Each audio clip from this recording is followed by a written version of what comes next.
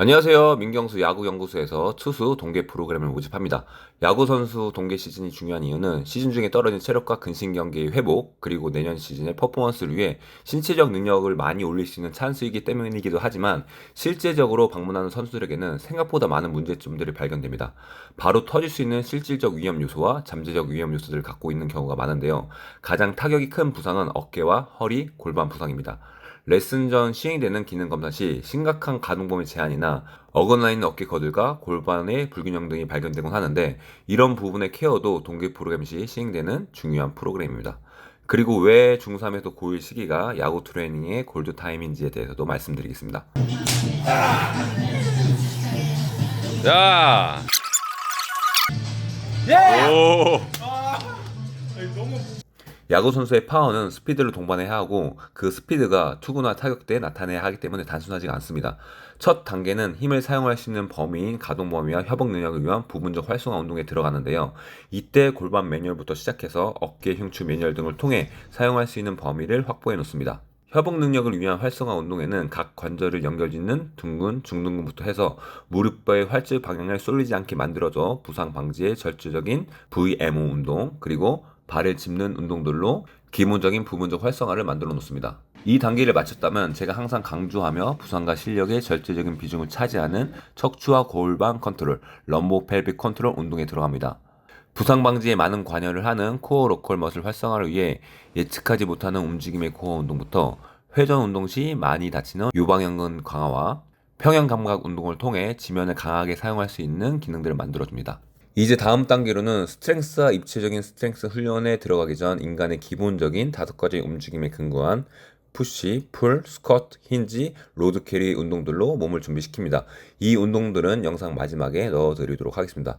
몸의 준비가 끝났다면 스트렝스와 입체적인 스트렝스 훈련, 그리고 스피드 트레이닝에 들어가는데요. 나이대별로 발달되는 신체 기능 중에서 최대 속도, 스피드, 민첩성 등이 가장 크게 발달한 시기가 16세이기 때문에 중3 동계 프로그램은 어떻게 받느냐에 따라서 선수에게 터닝 포인트가 될 정도로 중요합니다. 본격적인 투구 훈련에 들어가기 전 야구 동작과 관련된 운동들을 스트렝스 방식과 스피드 방식, 그리고 스트렝스 플러스 스피드를 합친 방법으로 운동을 하는데요. 이 운동을 통해서 선수들의 몸이 자연적으로 투구하는 메커니즘을 폭발적으로 만들어줄 겁니다. 이때 중요한 점은 스피드와 스트렝스를 폭발적으로 늘리기 위해 앞단계들을 거쳤다는 것인데요.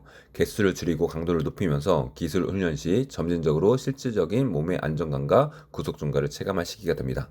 동계 프로그램은 실내와 실내 프로그램으로 병행되며, 동계 프로그램 외에 야구 트레이닝만 원하시는 분들을 위해 트레이닝 파트 2팀을 모집합니다. 시즌 동안 선수들 대상으로 몇 명까지 체제 효과를 유지할 수 있나 실험을 했었는데요. 운동 강도, 쉬는 텀, 활성산소 분포 시간 등을 고려했을 때 3대1이 최대 효과를 유지할 수 있는 맥시멈이었습니다. 특히 3인 이상의 트레이닝을 진행했을 때 생겼던 문제점은 야구 선수에게 중요한 관절의 충분한 움직임이나 관절 사용 순서들을 틀렸을 때 케어가 불가능했었고, 케어를 하다 보면 시간이 늘어나 운동에 긍정적인 호르몬들인 에피네프린, 노르에피네프린, 코티솔, 성장 호르몬들이 작용함에도 불구하고 젖산 농도가 올라가 파워스포츠로 분류되는 야구 선수에게 중요한 무산소성 운동의 토탈 개수가 줄어드는 단점이 나타났습니다.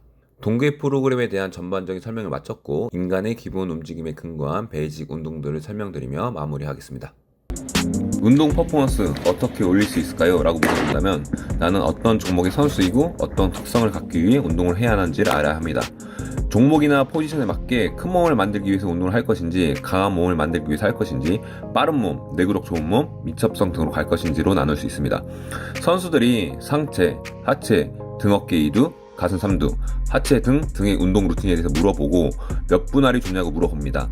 그때마다 선수들에게 답변을 해주지만 제 마음속에 정확한 답변은 그런 건 없다입니다.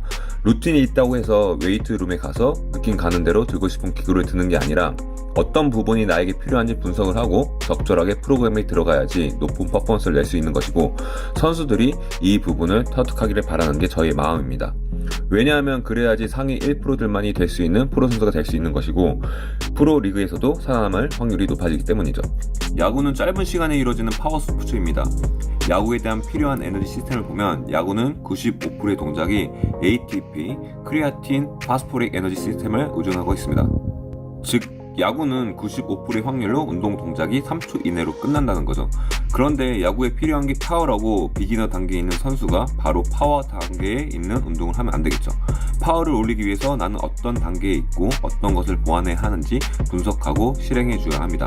선수 자신이 아래에 나열된 어떤 타입의 선수가 되길 바랄지라도 반드시 해야 하는 기본 운동이 있습니다. 데일리짐에서 이루어지고 있는 기본 트레이닝 중 한 프로그램을 소개해드리면서 오늘 영상을 마칩니다.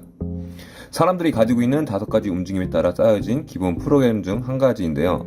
복잡한 움직임을 적용하기 전에 반드시 갖춰줘야 할 단계입니다. 푸시, 풀, 스쿼트, 힌지, 로드 캐리로 나눠져 있는데 먼저 미는 운동에는 푸시업, 덤벨 체스트 프레스, 원암 린드마인 프레스가 있고 고정되어 있는 벤치 프레스보다는 어깨 컨트롤이 좀 더 필요하고 어깨 손상을 줄일 수 있는 덤벨 체스트 프레스가 좋고 코어에 개입이 더 되는 푸시업도 정말 좋은 기본 밀기 운동입니다. 원암 린드마인 프레스는 반대손을 고정시키지 않는 게 좋은데요. 이 운동은 코어와 팔의 협응력을 기르기 위한 기본 밀기 운동입니다. 당기는 운동, 인버티드 로우, 덤벨 벤트버 로우, 원암 TRX 로우. 인버티드 로우는 허리에 개입이 없어서 등의 피로도를 높일 수 있는 최고의 운동이고 덤벨 벤트버 로우는 허리와 등의 협응력을 적절히 길러줍니다. 원암 TRX 로우는 등 후면부의 원심성을 길러주는 기본 운동입니다.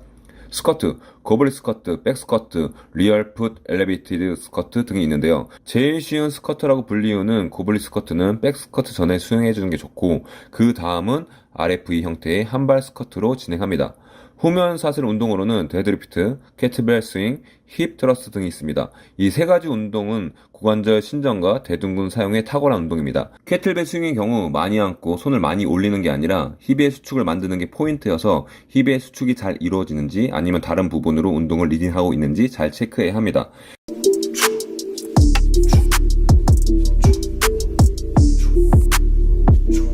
힙 트러스트의 경우 발의 위치에 따라 햄스트링의 자극이 더 높아질 수 있고 대둔근의 자극을 더 높일 수도 있습니다.